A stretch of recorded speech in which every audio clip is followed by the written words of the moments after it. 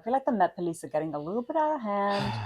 They're getting a little too big for their But boots. yeah, but you know, this is the thing in it. This is like the overreach of government. All the Met Police are in London is kind of like the Gangsters? right arm gangsters of the mafia, or sorry, the government, and they just execute on their whims and their laws, Mm. and their narrative in a sense. They've essentially made it illegal to protest now.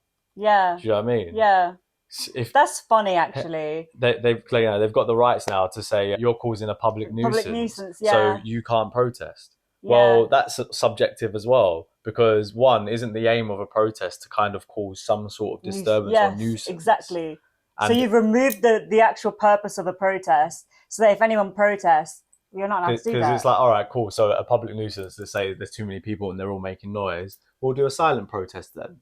Thousands of people in the street. That's still a nuisance, though, isn't it? Because you'll Yeah, probably be cutting up exactly. traffic. It's blocking off the pavement, so people can't go into shops and shit. So effectively, anything with a large group of people is now or can now be outlawed. And the sad thing is, this happened right under our face, like under our noses, right in front of our faces, and nothing was done It, about it. I think the reality is nothing could have been done about it.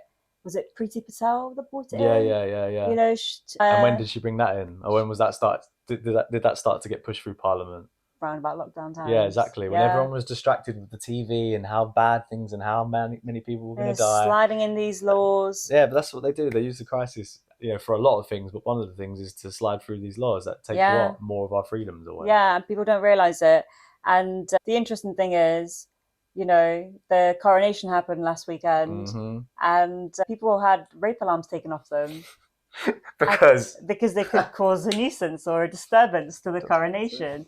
Like, excuse me, why do you think my safety is not important anymore because the king's getting crowned or whatever?